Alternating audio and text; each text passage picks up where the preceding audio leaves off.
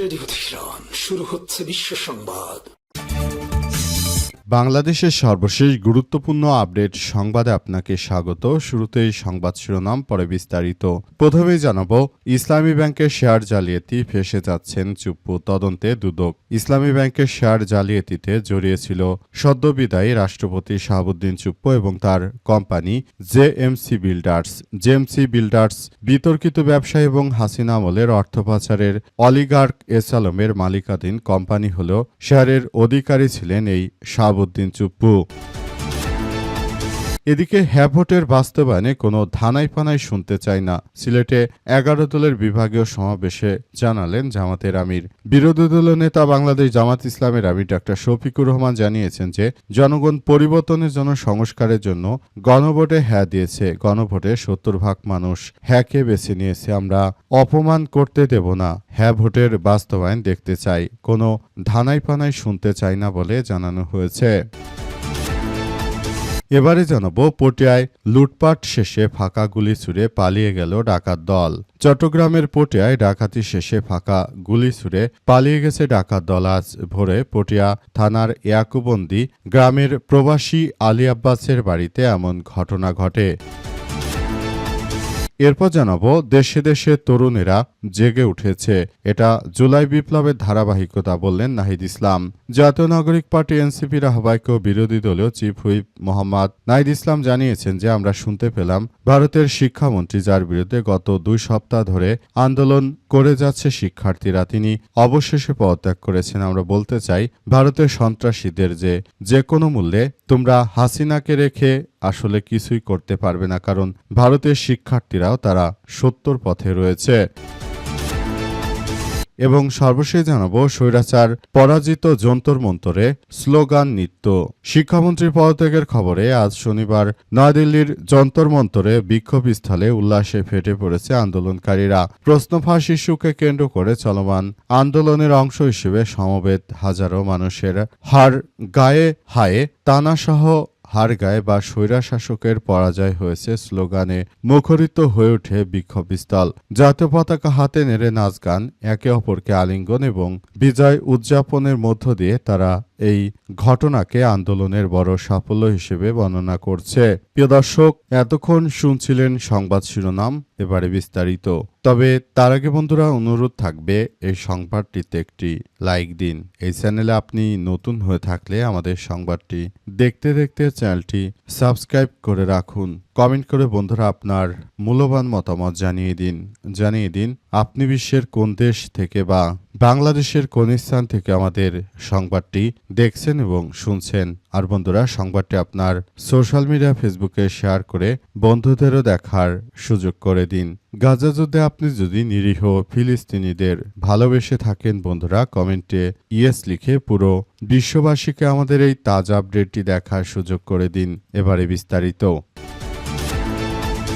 পটিয়ায় লুটপাট শেষে ফাঁকা গুলি ছুড়ে পালিয়ে গেল ডাকাত দল। চট্টগ্রামের পটিয়ায় ডাকাতি শেষে ফাঁকা গুলি ছুড়ে পালিয়ে গেছে ডাকাত দল। আজ ভোরে পটিয়া থানার ইয়াকুবদন্ডি গ্রামের প্রবাসী আলী আব্বাসের বাড়িতে এমন ঘটনা ঘটে। সময় ডাকাত দল ঘরে ঢুকে অস্ত্রের মুখে প্রবাসী পরিবারকে একটি কক্ষে আটকে রেখে পুরো বাড়িতে লুটপাট চালায়। ডাকাত দল প্রায় 7 ভরি স্বর্ণালংকার ও নগদ 30 থেকে 35 হাজার টাকা লুটপাট করে নিয়ে গেছে বলে জানিয়েছে ভুক্তভোগী আলী আব্বাস। প্রবাসী আলী আব্বাস জানিয়েছেন যে শুক্রবার দিবাগত রাত 3টার দিকে 10 থেকে 12 জনের একটি সংঘবদ্ধ অস্ত্রধারী ডাকাত দল বাড়িতে প্রবেশ করে। ডাকাতরা তাদের জিম্মি করে লুটপাট চালায়। তিনি বলেন, ডাকাতি শেষে ডাকাত দল একটি হাইস মাইক্রোবাসে করে পালিয়ে গেছে। সময় পরিবারের সদস্য এবং স্থানীয় লোকজন ডাকাত দলকে ধাওয়া দিলে তারা ফাঁকা গুলি ছুড়ে দ্রুত পালিয়ে যায়। জঙ্গলখানি ইউনিয়নের ভারপ্রাপ্ত চেয়ারম্যান গাজী বখতিয়ার উদ্দিন বকুল বলেন, সকালে খবর পেয়ে পটিয়া থানাকে অবহিত করেছি। পুলিশ ঘটনাস্থল পরিদর্শন করেছে। ঘটনার সঙ্গে জড়িতদের দ্রুত শনাক্ত করে আইনের আওতায় এনে দৃষ্টান্তমূলক শাস্তির দাবি জানাচ্ছি। পটিয়া থানার ভারপ্রাপ্ত কর্মকর্তা ওসি জিয়াউল হক ডাকাতির ঘটনার সত্যতা নিশ্চিত করে বলেন যে ইয়াকুবদন্ডি গ্রামে একটি ডাকাতির ঘটনা ঘটেছে। খবর পেয়ে আমরা ঘটনাস্থল পরিদর্শন করেছি। পুলিশ বিষয়টি তদন্ত করছে। যারা এই ধরনের কার্যক্রমগুলো চালিয়ে যাচ্ছে তাদেরকে কোনো ছাড় ছাড় দেওয়া হবে না। যারাই দেশের মধ্যে বিশৃঙ্খল পরিস্থিতির সৃষ্টি করছে তারা হচ্ছে জাতির শত্রু। তাদের বিরুদ্ধে সর্বাত্মকভাবে কার্যক্রম চালিয়ে যেতে হবে বলে উল্লেখ করা হয়েছে। দেশে দেশে তরুণেরা জেগে উঠেছে, এটা জুলাই বিপ্লবের ধারাবাহিকতা বললেন নাহিদ ইসলাম। জাতীয় নাগরিক পার্টি এনসিপির আহ্বায়ক ও বিরোধী দলীয় চিফ হুইপ নাহিদ ইসলাম জানিয়েছেন যে আমরা শুনতে পাচ্ছি ভারতের শিক্ষামন্ত্রী, যার বিরুদ্ধে গত কয়েক সপ্তাহ ধরে আন্দোলন চলছে, তিনি পদত্যাগ করেছেন। আমরা ভারতের আন্দোলনরত ছাত্র তরুণদেরকে সাধুবাদ জানাই, আন্তরিক অভিনন্দন জানাই। এই দেশে দেশে তরুণেরা এবার জেগে উঠেছে, এটা জুলাই বিপ্লবেরই ধারাবাহিকতা। গণভোটের গণরায় বাস্তবায়ন, জনদুর্ভোগ লাঘব সহ 5 দফা দাবিতে সিলেটের ঐতিহাসিক আলিয়া মাদ্রাসা মাঠে 11 দলীয় ঐক্যের সিলেট বিভাগীয় সমাবেশে বিশেষ অতিথির বক্তব্যে তিনি এমন কথা জানিয়েছেন। নাহিদ ইসলাম বলেন যে জুলাই বিপ্লব বিভিন্ন দেশে ছড়িয়ে যাচ্ছে, বিভিন্ন দেশে সরকার জনগণকে ভয় পাওয়া শুরু করেছে, তারা সতর্ক হচ্ছে। কিন্তু দুঃখের বিষয় যে দেশে জুলাই বিপ্লবের ফলে সরকারের পতন হয়েছে। নির্বাচনের পর এখানে যে সরকার এসেছে আমরা আশা করেছিলাম তারা জনরায়ের প্রতি শ্রদ্ধাশীল হবে, ছাত্র তরুণদের প্রতি শ্রদ্ধাশীল হবে, কিন্তু আমরা দেখলাম জনগণের রায়কে তারা অবজ্ঞা শুরু করেছে। 70% জনগণের হ্যাঁ ভোটকে তারা বৃদ্ধাঙ্গুলি দেখাতে চায়। এই বিএনপি হচ্ছে এমন একটি রাজনৈতিক দল, তারা শুধু নিজেদের স্বার্থ হাসিল করতে চায়। তাদের বিরুদ্ধে দেশের প্রতিটি নাগরিককে আরও এগিয়ে আসতে হবে বলে জানিয়েছেন তিনি আরও জানান যে আসলে কোনোভাবে বিএনপিকে আর ছাড় দেওয়া সম্ভব নয়। ইসলামী ব্যাংকের শেয়ার জালিয়াতির ঘটনায় ফেঁসে যাচ্ছে সাবেক রাষ্ট্রপতি শাহাবুদ্দিন চুপ্পু, তদন্তে দুদকের কর্মকর্তারা। ইসলামী ব্যাংকের শেয়ার জালিয়াতির ঘটনায় ফেঁসে যাচ্ছে শাহাবুদ্দিন চুপ্পু। সদ্য বিদায়ী বাংলাদেশের সাবেক রাষ্ট্রপতি মোহাম্মদ শাহাবুদ্দিন চুপ্পু এবং তার কোম্পানি জেএমসি বিল্ডার্স বিতর্কিত ব্যবসায়ী এবং হাসিনা আমলে অর্থ পাচারের অলিগার্ক এসালামের মালিকানাধীন কোম্পানি হলেও শেয়ারের অধিকারী ছিলেন শাহাবুদ্দিন চুপ্পু। ইতিপূর্বে হাইকোর্টের একটি বেঞ্চে এই ব্যাপারে অনুসন্ধান ও তদন্তের নির্দেশনা দেওয়া হয়েছে।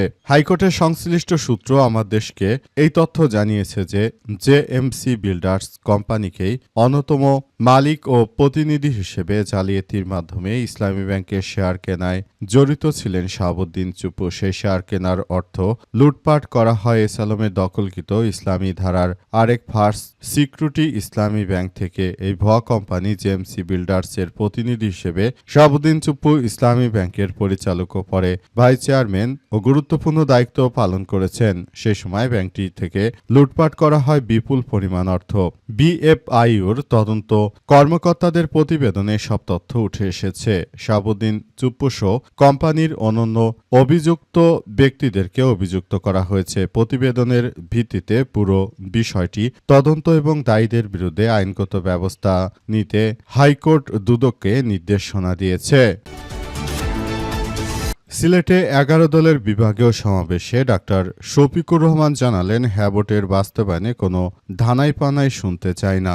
বিরোধী দলের নেতা বাংলাদেশ জামাত ইসলামের আমি ডাক্তার শফিকুর রহমান আজ সিলেটে যে সমাবেশ করেছেন সেখান থেকে তিনি জানিয়েছেন যে আর কোনো রূপ ধানাই পানাই করা চলবে না, কোনোভাবেই আসলে আমরা আর এই ধরনের কার্যক্রম চলতে দিতে পারি না। পুরো বাংলাদেশটাকে বিএনপি এক ধরনের বিশৃঙ্খলার মধ্যে ঠেলে দিয়েছে, তারা জনগণের গণভোটের রায়কে বাস্তবায়ন করবে না, এটা কোনোভাবেই মেনে নেওয়া হবে না। আবারও 11 দল রাজপথে নামবে বলে কঠোর হুঁশিয়ারি দিয়েছেন বাংলাদেশ জামাত ইসলামের আমি ডাক্তার শফিকুর রহমান। তিনি বলেন যে আমরা আসলে দেখতে পাচ্ছি তারা শুরু থেকে এ পর্যন্ত যেভাবে কার্যক্রম চালিয়ে যাচ্ছে সেটি আসলে কোনোভাবেই গ্রহণযোগ্য হতে পারে না। তাই প্রতিটি কার্যক্রম থেকে আমরা এই মুহূর্তে আসলে বেরিয়ে যেতে চাই, কারণ আমরা সবকিছুকে একটি কার্যকরভাবে আলাদা আমরা একটি সুন্দর ও সমৃদ্ধির রাষ্ট্র কাঠামো গড়ে তুলতে চাই। কিন্তু দেখতে পাচ্ছি যে তারা আসলে বিষয়গুলোকে যার যার মতো করে তারপর এগিয়ে নিয়ে যাচ্ছে এবং এতে পুরো দেশের মধ্যেই একরকম বিশৃঙ্খল পরিস্থিতির সৃষ্টি করে দিয়েছে। সুতরাং এই জায়গা থেকে এখনই সবাইকে বেরিয়ে আসতে হবে।